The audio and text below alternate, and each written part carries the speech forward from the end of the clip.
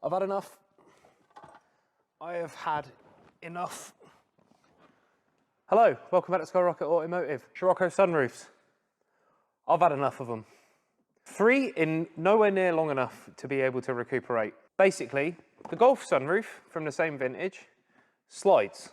That's the hardest part of this job. You need to get a metal panel to go below the height of the roof, under the roof skin without scratching. It's got to take the headliner with it, and it's got to skadoodle back to the back of the car. And on the Golf, they very seldom have many major problems if they're lubricated properly. The Scirocco, they wanted it to go,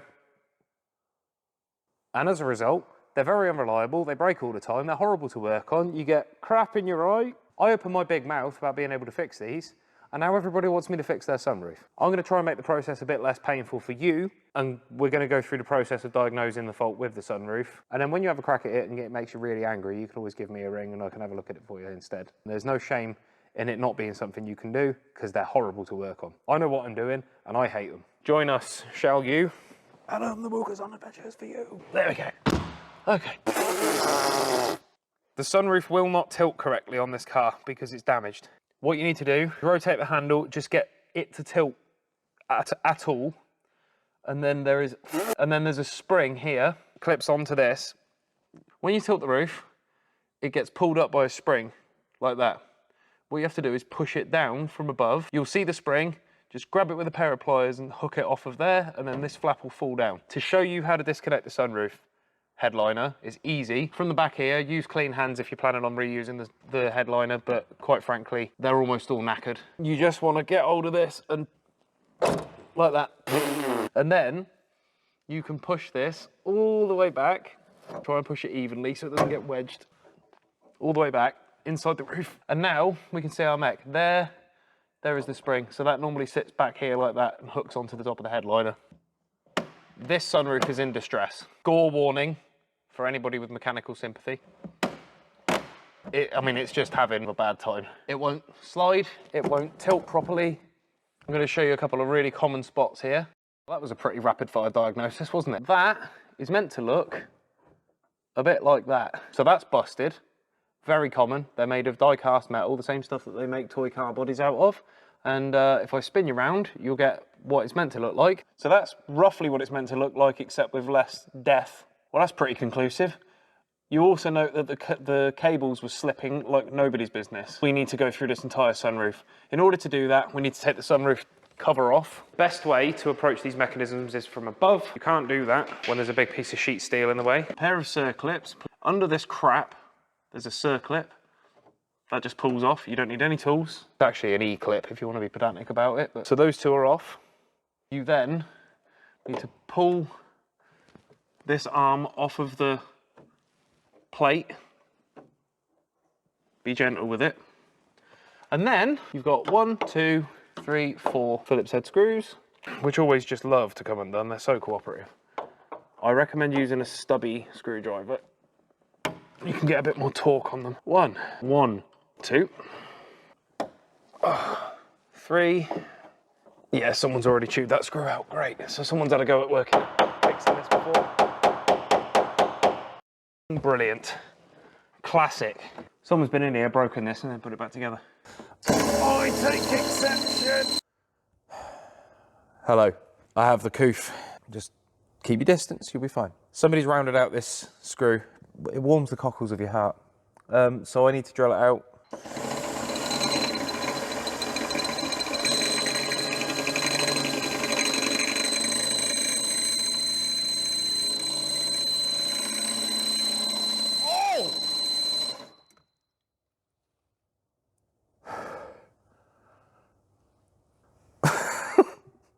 Oh no, I've got the giggles. So we're gonna need to find another screw. The reason I'm making this video is so that I can do less of this. You guys do it yourself. No, I'm only joking.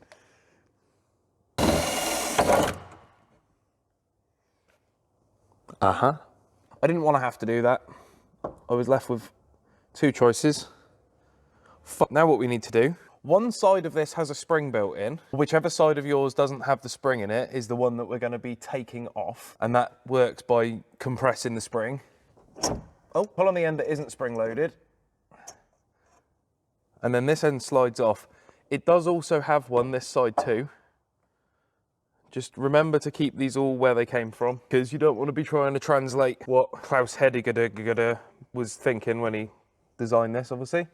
And now, on a sunroof that isn't broken, say you're taking it apart to lubricate it, or you want to change the fabric of the headline or whatever, these are the ends of the cables, and this follower travels inside this channel. However, this one's busted, so obviously that's just free float. Oh, that is really worrying that you can move it that much. Oh dear. With that removed, disengaged from both sides, look at that. We are now free to lift the sheet metal off. Be careful with this, or don't. It's up to you, it's your car, not mine. I'm being careful with it because this is not my car, it's someone else's. Put the lid in there. What you've got here is the guts of the sunroof mech. And actually, when you look at the layout of the actual sunroof mech itself, the big piece that you take out, it's fairly straightforward. This is the piece that your sunroof sheet metal attaches to, and the tilt function. So this cable is engaged. You can tell because with the gearbox in situ, the handle is attached to the gearbox. So if that's all in the headliner, you should struggle to move this cable. Let me go around the other side, show you what the problem is with the other side. Wicky. So we've got a busted cable, I can feel it. First thing we're going to need to do is disengage the gearbox to allow us to manipulate the cables. I don't need to show you how to do this, it's dead straightforward. Sit in the car, you undo the single screw that holds the handle on, then you remove the little piece of trim from around the handle, and then you've got two screws, two. Pull it out from inside the headliner, there's your gearbox assembly. And then you want to push this all the way back as far as you can get it, like that. Normally, there's a wind strip here, and you have to undo some cover plates here and a wind deflector. Undo those screws first and remove it. Once you've got the wind deflector out of the way, you've got these screws along the front for the cable housing. And then, the way this sunroof drops when it slides is as you wind the handle round, it brings down two little metal plungers, one each side, and pushes down on this. You see that? And that releases this rear tray. Now this rear tray is a good time to talk about this. This is what keeps water out of your car. The seal that goes around the sunroof lid is not a weather seal. It is a wind seal. Stop buying aftermarket ones that push it right hard up against this, because that is the fastest way to strip your cables off. Somebody, somewhere, when they spec'd out those new replacement seals, the aftermarket ones, missed the memo that it's supposed to allow water in. The idea being is that water hits the sunroof lid, it comes round the edges of the sunroof into these channels, and then at the back, it runs around onto this and runs off the edge into these channels, down these holes in the front corners, okay? If you've got a sunroof leak, you haven't got a sunroof leak, you've got a sunroof flood, right? These are filling up and it's able to come over and into the car. You could run a car around without this seal in place at all, and it will be fine. So people mastic these shut to get rid of a sunroof leak, and they're not fixing anything. It's not the sunroof lid that leaks. It's these filling up. You blow them through with compressed air, get a coat hanger in there, whatever you need to do. But this is why they let water in. Anyway, sorry, rant over, but I thought it was important to mention that because so many people get that basic aspect of the sunroof wrong, and it leads them to have all manner of trouble. Two main securing screws at the back on each side. Okay, and now we've done that, we can push our cable ends further back, slide that forward. See, another thing, this is just free floating on top of the, it's retained, but what I'm saying is this isn't actually connected to the cables. These little rods catch those guides and pull the sunroof lid back, and this is carried with the sunroof lid. And then when you close the sunroof, these guys push. We're pretty much ready to lift. So now we've got everything disconnected. You can just lift this, look. Free as a breeze. Now what I like to do, assemble the sunroof in the car. It's just much easier because otherwise you need to try and force this whole rigid assembly. You don't have much angle and you'll end up shredding this surface. Is I lift the cable housing first because you can get more angle than you can with these tracks in situ. Just gently pull. Now these cables have got little nibs on the end of them. I'll start with this side. Just pull the cable out and then I just tuck it down. Same again this side. There we go. Okay. You could spend hours trying not to scratch your paintwork, taking this out in one assembly, or just follow your steps. Knees in, fit averted. The main bar, if you want to call it that. And again, this will come past the cables. Just do one side at a time, take it steady, and you'll be fine. Right, that one's hanging up. They do that sometimes, like so. Now, cable removal. Just let it come on its own, gently. If you force them, they'll buckle. And if your cables are okay, trust me, you're going to want to keep them because they're like £95 minimum each. Driver's side, this is where we'll find the busted cable, I would imagine. Yeah, there's nothing. There you go, look. That's sheared off of this cable follower. I have repaired them in the past. What we want to try and do now is bring the gutter forward, the little rain gutter. Horses for courses, you do it the way you want to do it, but I just like to rotate and lift that out like that. It's really not as scary as you might initially think. And the good news is, now that that's out of the way, we can push these tracks to the side, like so. And here comes our headliner. And now we've just got our tracks. And these normally engage in some stops at the back. These here, you'll have to look on your car, but if you look down inside the roof, you can see where these locate. Pretty self-explanatory. They just slide on. You'll find the hole eventually. There it is. And that's it. They're locked in. One side, other side.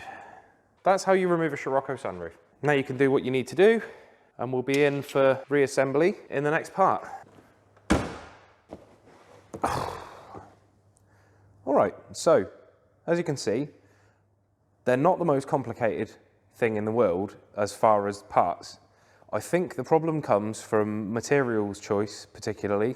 All the parts that are required to be timed up perfectly and operate impeccably every time are all made of quite cheap die-cast metal. It's very granular, you get a little stress fracture in it, and it doesn't take long for it to shear. And then it can't be fixed because of you can't weld it because of the type of metal it is, because it's cast. But then again, you've got to look at the manufacturing processes that existed at the time and whether it was economical for them to do it that way or not back in the day, because since now, there are now CNC parts instead. Worse still, I think, are when people try and repair these. I think the problem comes when they look at it and go, that's a lot, and they panic, and they quite rightly want to take it apart on a bench first so they can see how everything goes together. And unfortunately, it's very tricky to do it that way. They're panicking about scratching the paint. They're probably bending stuff. And it just makes for a miserable process. Take it apart on the vehicle and then put it back together on the vehicle. It's a bit like a carburetor. As long as you know what all those parts are supposed to do, it's very easy then to join the dots. If you look at a carburetor spread apart on a bench, you go, Mary, there's a lot of bits here. It's really hard to figure this out. But if you know those 6 parts there are the accelerator pump, if you know that, then you know, okay, there's the accelerator pump bits. This is the same. So when you break it down, you've got 2 cables, 2 tracks, 1 on each side, the cable guide, which is that curved thing at the front. You've got the wind deflector, the rain gutter at the back. Oh, the bar that joins each side of the sunroof, that's like a guide for the sunroof sheet metal. And you've got your headliner. Really, that's about it. We'll do a breakdown on how it all works in the next video. I didn't see the point in making a long-winded video when some people this may just be people coming onto YouTube, how do I get the sunroof out of my Scirocco? This is a bit more like the old Peerberg videos I used to do. It's just a how-to. So yeah, this is how you take the sunroof out. Then there will be another video of how to reassemble the sunroof, where to lubricate it, what to use to lubricate it, and then we'll put it back in the car, and I'll show you how to do that in part 2. This is just to sort of try and help people out. I hope this is all right. I know people tend to come here for the project stuff now, which is strange because I started out doing how-to guides on Scirocco specific bits, but I want to still try and be helpful to people if at all possible. Anyway, I don't think my parts are showing up today. and I feel really, really rough. So I'm probably going to go home and edit this video. Thank you for watching, as always. Please don't forget to like, comment and subscribe. I need to get better at that. The channel is slowly growing. It would be really nice to chat to you guys more. And if you've got any questions about the sunroof mech, obviously, please do let me know in the comments. And I will see you again. Thank you very much. I need a lem sip. I need a lem sip.